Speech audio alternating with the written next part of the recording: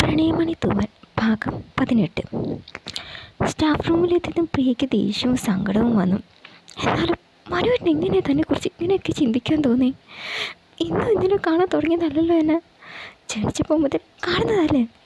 എന്നിട്ടും അവൾ പൊട്ടിക്കരഞ്ഞു. ഈ സമയം ആരൊക്കെയോ വരുന്ന ശബ്ദം കേട്ടതും അവൾ വേഗം കണ്ണുകൾ തുടച്ച് തൻ്റെ സീറ്റിൽ ചെന്നിരുന്നു. മെറീനയും റുബീനയും അവിടേക്ക് വന്നു. ആഹാ, ടീച്ചർ ഇരിപ്പുണ്ടായിരുന്നു. ടീച്ചറുടെ തലവേദനയൊക്കെ മാറിയോ?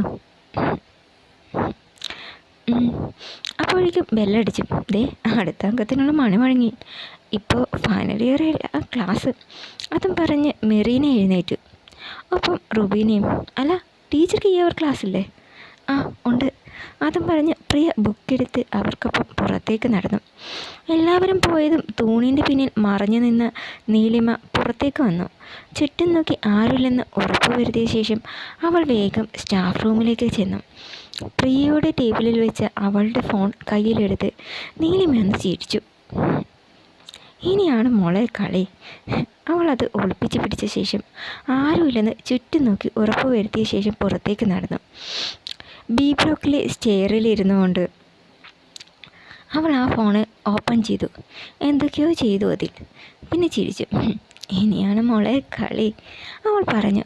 പിന്നെ ആരും കാണാതെ ഫോൺ കൊണ്ടുപോയി ഉണ്ടായിരുന്ന അതേ സ്ഥാനത്ത് വെച്ച് ഒന്നും അറിയാത്ത ഭാവത്തിൽ ക്ലാസ്സിലേക്ക് നടന്നു. ക്ലാസ് കഴിഞ്ഞ് വന്നതും സ്റ്റാഫ് റൂമിലെ ബെഞ്ചിൽ തലവെച്ച് അവൾ കിടന്നു. മെറീന അവിടേക്ക് വന്നു. ടീച്ചറെ, എന്തു പറ്റി? ഒന്നുമില്ല, എന്തോ തീരെ വയ്യ, അവൾ വയ്യായികയോട് പറഞ്ഞു. മെറീന അവളുടെ നെറ്റിയിൽ കൈവച്ചു. നല്ല ചൂടുണ്ടല്ലോ ടീച്ചറെ. ശരീരമൊക്കെ വല്ലാത്ത വേദന. ഇപ്പോഴത്തെ പനിയല്ലേ, വെച്ചോണ്ടിരിക്കണ്ട. ഹാഫ് ഡേ ലീവ് എടുത്ത് പോയിക്കോ, അതാണ് നല്ലതെന്ന് പ്രിയക്കും തോന്നി. ശരി, അതെൻ്റെ ഫോൺ ഇവിടെ. അവൾ അവരെ മാക്കി നോക്കി. ദേ ഇരിക്കുന്നു. മെറീന ഫോണെടുത്ത് അവൾക്ക് നൽകി. എന്നാൽ ഞാൻ പ്രിൻസിപ്പലിനെ കണ്ട് പറഞ്ഞിട്ട് പോയിക്കോളാം. ശരി. പ്രിയ നേരെ ഓഫീസിലേക്ക് ചെന്നു. ഹാഫ് ഡേ ലീവ് എടുത്ത് അവൾ വീട്ടിലേക്ക് തിരിച്ചു. അഭിയാകെ അസ്വസ്ഥനായിരുന്നു. അതുകൊണ്ട് തന്നെ ക്ലാസ്സിൽ കയറാതെ ലൈബ്രറിയിൽ ചെന്നിരിക്കുകയായിരുന്നു അഭി. റോണി അവിടേക്ക് വന്നു.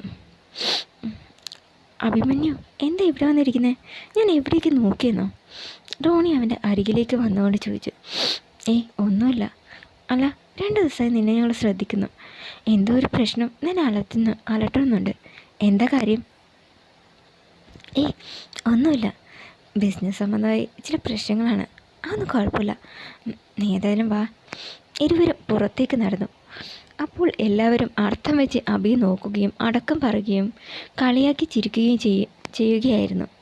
പെൺകുട്ടികൾ അവനെ കണ്ട് മുഖം തിരിച്ച് നടക്കുന്നു. രണ്ടാൾക്കും ഒന്നും മനസ്സിലായില്ല.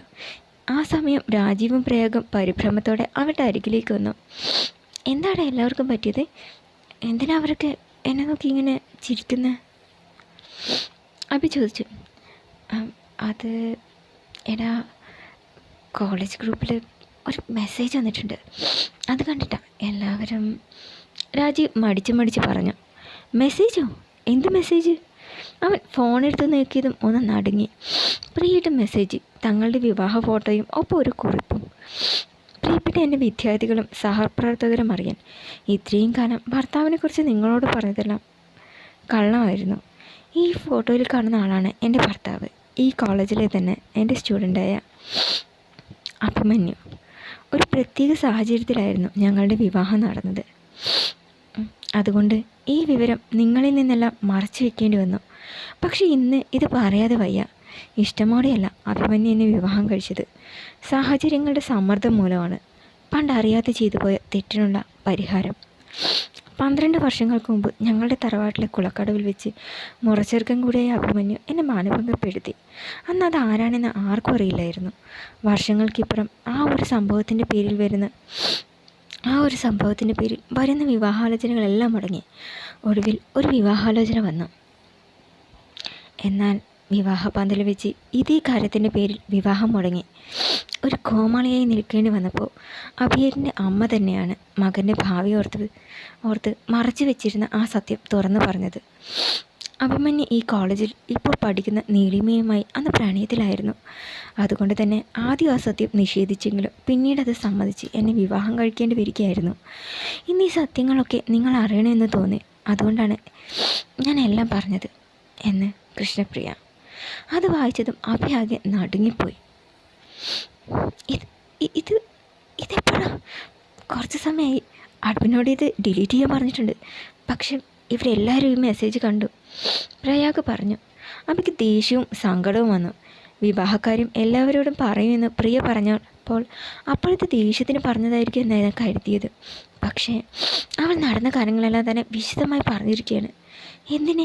എന്തിനവൾ അങ്ങനെ ഒരു ചതി ചെയ്തു? അവന് ദേഷ്യവും സങ്കടവും വന്നു.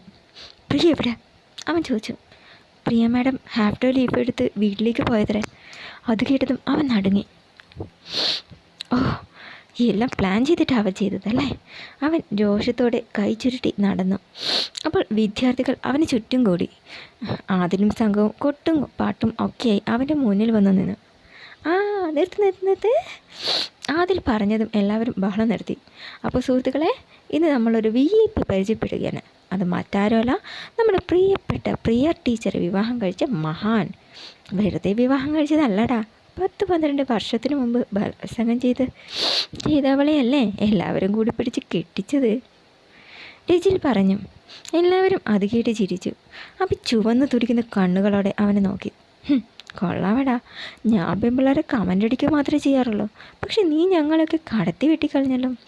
മീശ മുളച്ച് തുടങ്ങിയ പ്രായത്തിൽ തന്നെ അവളെപ്പോലൊരു പെണ്ണിനെ അനുഭവിക്കാനുള്ള യോഗം ഉണ്ടായല്ലോടാ. ഓ, ഭാഗ്യം തന്നെ. അത് കേട്ടതും അഭി രോഷത്തോടെ അവൻ്റെ കോളറിൽ പിടിച്ചു. ഡാ, ആദ്യം ദേഷ്യത്തോടെ അവനെ നോക്കി. കൈയെടുക്കടാ, ചെറ്റത്തരം കാണിച്ചിട്ട് ഹീറോ ചമയം വരുന്നോ? ആദ്യം അവനെ പിടിച്ച് തള്ളി. ഇവനൊക്കെ ഇങ്ങനെ സ്വീകരിച്ചാൽ പോരാ രജിനെ, എടുക്കടാ അത്. ആദിൽ പറഞ്ഞതും ചെരുപ്പുമാലയും എടുത്ത് ഒരുവൻ വന്നു കൂവി വിളിച്ചുകൊണ്ട് ആദിൽ അവൻ്റെ കഴുത്തിൽ അതിട്ടു കൊടുത്തു. റോണിയും രാജീവും പ്രയാഗും ജിജോയും തടയാൻ വന്നതും അവരെ തല്ലി മാറ്റി. ചീമുട്ടിയെടുത്ത് അബിയുടെ ദേഹത്തെറിഞ്ഞു. അബി ഓടി. ബഹളം കേട്ട് വിജയും മഹേഷും അവിടേക്ക് വന്നു. സ്റ്റോപ്പ് ഇറ്റ്, എന്താ അവിടെ? വിജയുടെ അലർച്ച കേട്ട് എല്ലാവരും നിശബ്ദരായി. ചെരുപ്പുമാല അണിഞ്ഞ് ചീമുട്ടിയിൽ കുളിച്ച് മുഖം കുനിച്ച് നിൽക്കുന്ന അഭിയെ കണ്ടതും അയാളൊന്ന് വല്ലാതായി. അയാൾ വേഗം അവൻ്റെ അരികിലേക്ക് വന്നു. അഭിമന്യു, അവൻ പതിയെ മുഖമുയർത്തി. അപമാനത്താൽ അവൻ്റെ കണ്ണുകൾ കലങ്ങിയിരുന്നു. വിജയ് ദേഷ്യത്തോടെ അതിനെ നോക്കി. എന്തിനാ ഇവനോട് ഇങ്ങനെയൊക്കെ കാണിച്ചത്? ആരാ നിങ്ങൾക്ക് അതിനുള്ള പെർമിഷൻ തന്നത്?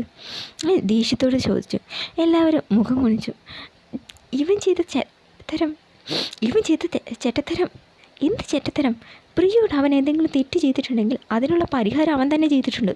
നാലാൾ അറിയില്ല, അന്തസ്സായി അവളെ താലി കെട്ടി സംരക്ഷിക്കുന്നുണ്ട്. പക്ഷെ നീയോ?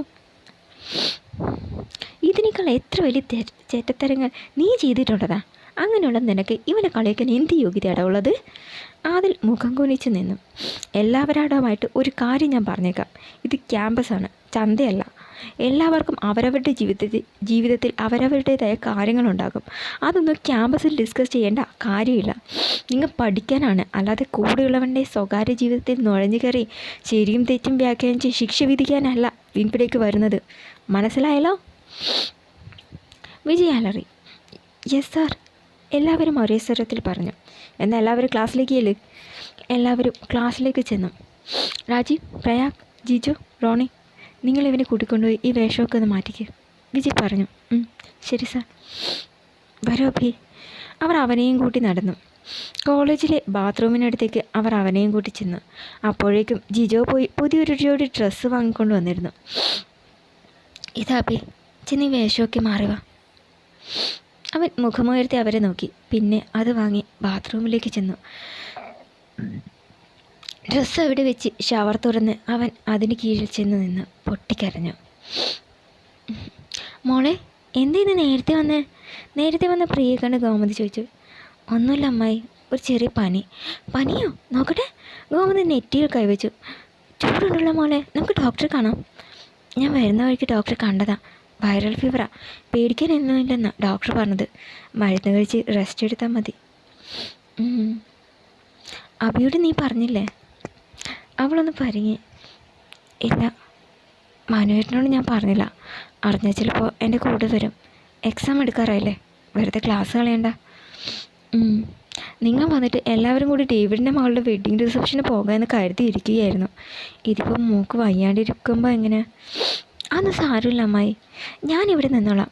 ഡേവിഡെങ്കിൽ ഇതുവരെ വന്ന് കാര്യമായിട്ട് ക്ഷണിച്ചതല്ലേ, പോകാതിരിക്കുന്നത് ശരിയല്ല. നിങ്ങൾ പോയിക്കോളൂ.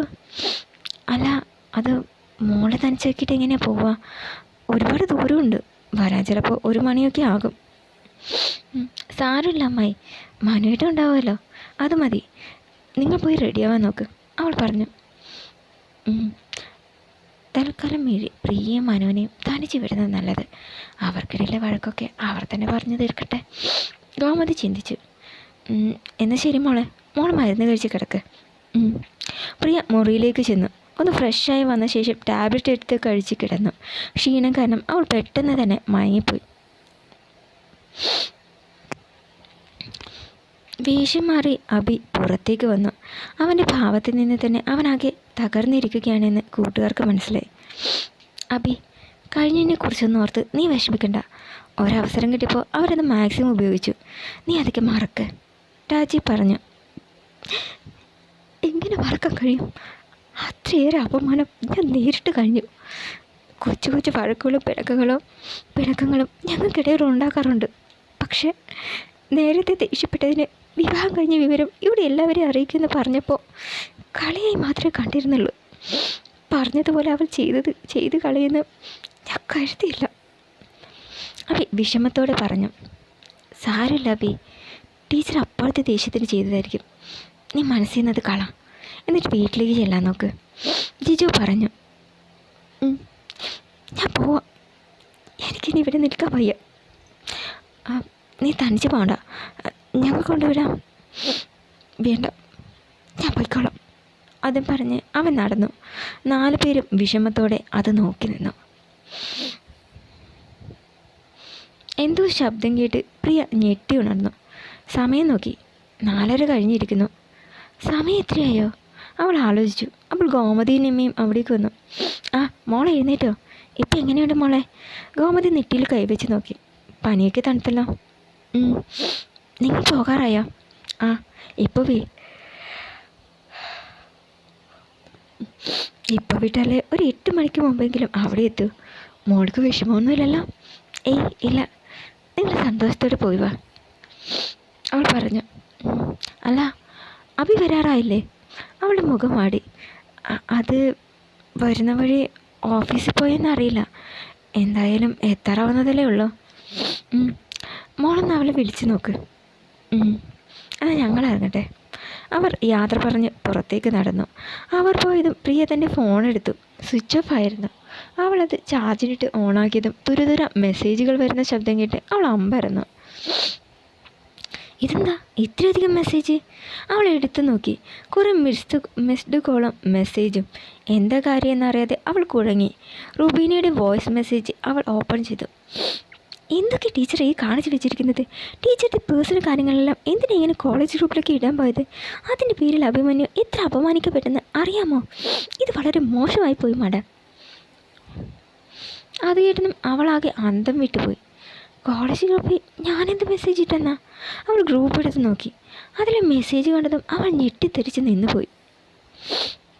പ്രിയ കാര്യം മനസ്സിലാവാതെ അന്തം വിട്ടു നിന്നു. എന്തൊക്കെയാ കാണുന്നത്? ആരെയും പോസ്റ്റ് ഇട്ടത്? അവൾ ആകെ കൺഫ്യൂഷനായി. വേഗം റുബീനയെ വിളിച്ചു. ഹലോ, എന്ത് വേണം? അപ്പുറത്ത് നിന്ന് റുബീനയുടെ പരുക്കൻ ശബ്ദം കേട്ട് അവളൊന്ന് വല്ലാതെ. ടീച്ചറെ, ഈ മെസ്സേജ് എങ്ങനെ ഗ്രൂപ്പിൽ വന്നു? എങ്ങനെ വന്നു എന്നോ? ടീച്ചറുടെ ഫോണിൽ നിന്ന് തന്നെയല്ലേ ആ മെസ്സേജ് വന്നത്? അപ്പോൾ അതെങ്ങനെ വന്നെന്നേ ടീച്ചർക്കല്ലേ അറിയോ? റുബീന അല്പം ദേഷ്യത്തോടെ ചോദിച്ചു. ഇല്ല ടീച്ചർ, എനിക്കറിയില്ല. ഞാൻ ഇങ്ങനൊരു മെസ്സേജ് അയച്ചിട്ടില്ല. ഇനിയും കള്ളം പറഞ്ഞ് ഞങ്ങളെ വീട്ടികളാക്കുക എന്ന് കരുതേണ്ട മാഡം. ഈ മെസ്സേജ് കാരണം അഭിമന്യു ഒരുപാട് അപമാനിക്കപ്പെട്ടു. അവരോട് അവരൊക്കെ കാണിച്ചത് കേട്ട സഹിക്കില്ല. അത് കേട്ടതും അവൾ ഞെട്ടി. എൻ്റെ മനുവിന് എന്താ പറ്റിയത്? അതറിഞ്ഞിട്ട് എന്തിനാ ടീച്ചറെ? ഇനിയും സന്തോഷിക്കാനാണോ? എന്നാൽ എൻ്റെ നാവിൽ നിന്ന് അത് കേൾക്കുമെന്ന് കരുതണ്ട മാഡം. വേറെ ആരോടെങ്കിലും വിളിച്ച് ചോദിക്കും. അത് പറഞ്ഞ് റുബീന കോൾ കട്ട് ചെയ്തു.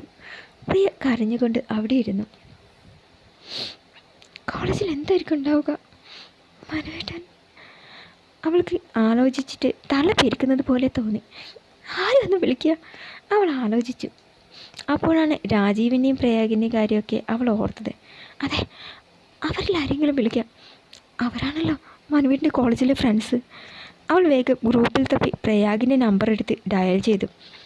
1-2 തവണ റിങ് ചെയ്തതും ഫോൺ എടുക്കപ്പെട്ടു. ഹലോ ഹലോ പ്രയാഗ്, ഇത് ഞാനാണ്, കൃഷ്ണപ്രിയ.